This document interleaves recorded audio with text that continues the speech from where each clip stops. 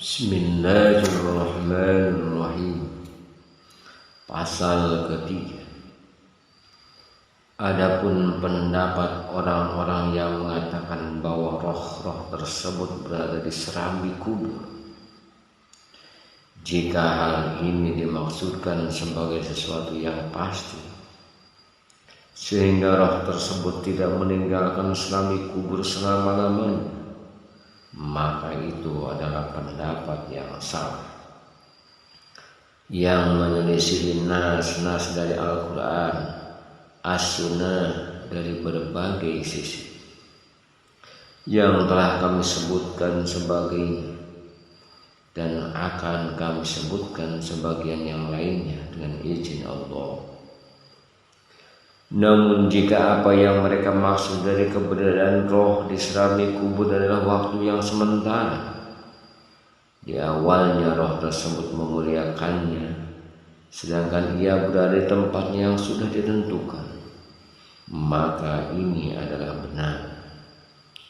Namun kami tidak mengatakan bahwa tempatnya yang ditinggali roh itu berada di serambi kubur. Ada sebagian orang yang berpendapat seperti ini. Di antaranya Abu Umar bin Abdul Bar. Dia berkata di salah satu bukunya yang menjelaskan tentang hadis Ibnu Umar, jika salah seorang meninggal dunia, maka ia akan diperlihatkan tempat duduknya pada pagi dan petang hari. Orang yang berpendapat bahwa roh-roh itu berada di serambi kubur berdalih dengan hadis ini, dan ini adalah pendapat yang paling benar dari jalur atsar. Apakah kalian tidak tahu bahwa ada hadis-hadis yang kuat dan mutawatir yang menerangkan akan hal tersebut? Begitu juga dengan hadis-hadis tentang salam kepada penghuni kubur. Kami katakan, apakah yang dimaksud dengan hadis mutawatir ini adalah hadis Ibnu Umar ini, atau hadis Al-Barra bin Azib? Ini adalah tempat tinggal kalian sampai Allah membangkitkan kalian pada hari kiamat. Dan hadis Anas, jika seorang hamba diletakkan dalam kuburnya dan ditinggal pergi oleh sanak kerabatnya, sungguh dia akan mendengar suara langkah kaki, dan juga sungguh ia akan melihat tempat tinggalnya di surga atau neraka. Sungguh bagi mayat orang mukmin, maka kuburnya akan diluaskan seluas 70 dirham, dan sedangkan mayat orang kafir maka kuburnya akan disempitkan.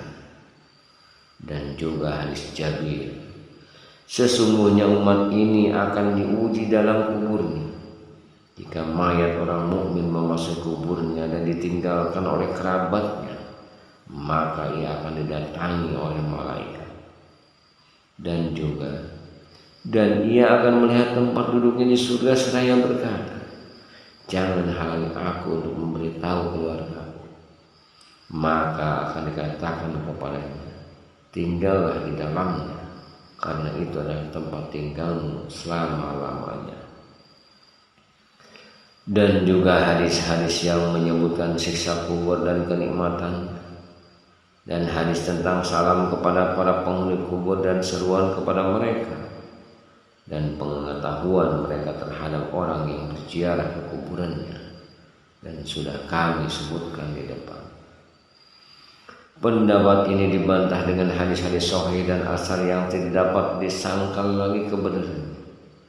Sudah kami sebutkan semua dalil di atas yang menjelaskan bahwa roh itu ada yang di surga dan juga ada yang di rafiqil a'la, bahwa penjelasan tentang tampaknya tempat duduknya di surga atau neraka bukanlah dalil yang menunjukkan bahwa tersebut berada di kubur, dan tidak pula berada di serambi kubur selamanya.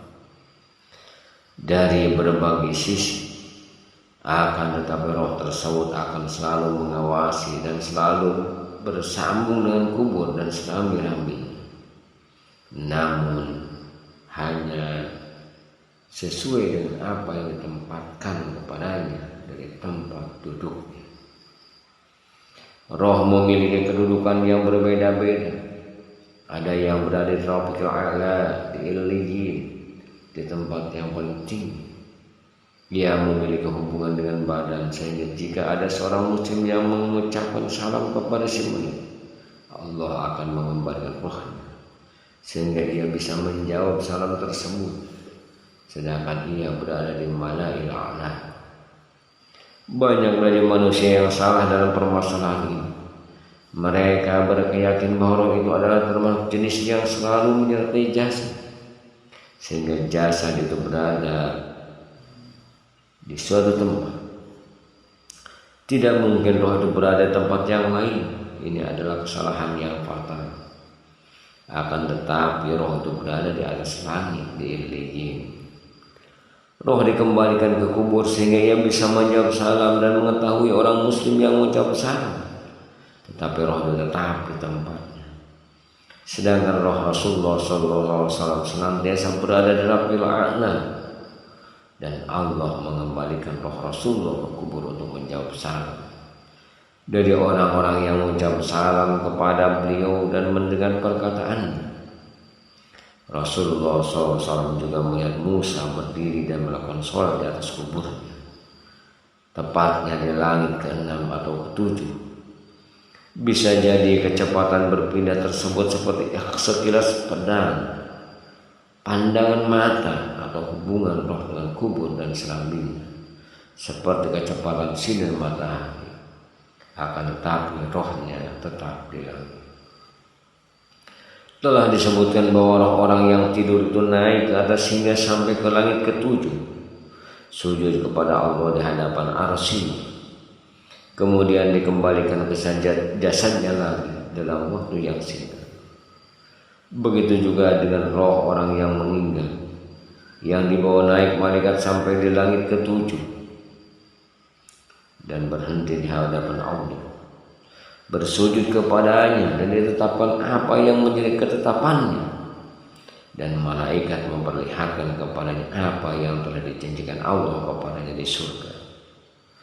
Kemudian ia dikembalikan ke badannya, menyaksikan badannya dimandikan, dibawa dan dikuburkan, dan telah disebutkan di depan dalam hadis Al-Bara bin Azib bahwa roh itu dibawa naik hingga ia berdiri di hadapan Allah, dan Allah akan berkata kepadanya, tulislah di dalam kitab hamba yang berada di Illiyin, kemudian kembalikanlah ke bumi. Maka ia dikembalikan ke kubur, yaitu pada saat dia dimandikan dan dikafani. Dan juga telah dijelaskan dalam hadis Ibnu Abbas, para malaikat itu turun di saat mayat itu dimandikan dan dikafani. Kemudian mereka memasukkan roh tersebut yang terjasa dan kain kafan. Abu Abdullah bin Mundah juga telah menyebutkan dari hadis Isa bin Abdurrahman, telah menceritakan kepada kami Ibnu Syihab, telah menceritakan kepada kami Amir bin Sa'ad dari Ismail bin Talha bin Abdullah dari ayahnya. Ia berkata, aku menginginkan hartaku yang tersimpan di hutan sampai aku ke malam. Dalam perjalanan pulang aku menghampiri kubur Abdullah bin Amr bin Harim. Aku mendengar bacaan Al-Quran dari dalam kubur yang belum pernah aku dengar semerdu itu. Kemudian aku datang menemui Rasulullah SAW. Kemudian aku ceritakan kisah tersebut kepadanya. Maka Nabi bersabda, itu adalah Abdullah. Apakah kalian tidak tahu bahwa Allah mencabut roh mereka, kemudian meletakkannya di pelita-pelita yang terbuat dari permata dan yakut, kemudian menggantungkannya di tengah-tengah surga? Jika telah tiba waktu malam, Allah mengembalikan roh mereka, dan terus menerus seperti itu sampai tiba waktu fajar. Dan jika telah tiba waktu fajar, maka roh mereka dikembalikan ke tempat semula.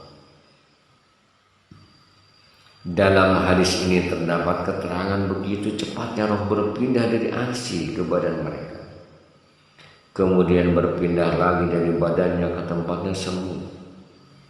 Oleh karena itu Imam Malik dan imam-imam yang lain berkata, sesungguhnya roh-roh itu diberi kebebasan untuk pergi kemana saja sesuai dengan yang mereka kehendaki. Sedangkan orang-orang yang masih hidup tidak dapat melihat roh orang yang sudah meninggal, yang datang kepada mereka dari tempat yang sangat jauh. Hal ini seperti yang banyak diketahui manusia, dan mereka tidak menganggap suatu perkara yang aneh. Hanya Allah yang Maha Tahu. Adapun tentang salam kepada para penghuni kubur dan seruan kepada mereka, hal itu tidak menunjukkan bahwa roh mereka tidak di surga dan berada di serambi-serambi kubur. Inilah pemimpin anak Adam yang rohnya berada di tingkat Iliyin yang paling tinggi beserta Ar-Rafiqil A'la di dalam kuburnya, dan beliau juga bisa menjawab salam. Abu Umar sepakat bahwa Rasulullah berada di surga. Mereka dapat mendengar salam dari orang-orang yang mengucapkan salam kepada mereka sebagaimana yang lainnya. Dan Rasulullah SAW juga telah mengajarkan kepada kita untuk mengucapkan salam kepada mereka. Begitu juga dengan para sahabat. Mereka mengucapkan salam kepada para syuhada Uhud. Telah ditetapkan bahwa roh mereka berada di surga. Pergi manapun yang mereka mau, akal manusia tidak dapat menolak keberadaan roh di jannah yang pergi kemanapun yang mereka kehendaki. Mereka dapat mendengar ucapan salam dari orang-orang yang mengucapkan salam kepada mereka di kubur mereka. Kemudian roh itu kembali ke kubur mereka untuk menjawab salam. Roh memiliki kondisi yang berbeda dengan apa yang dialami oleh jasad. Dan inilah Jibril yang dilihat oleh Nabi Sallallahu Alaihi Wasallam.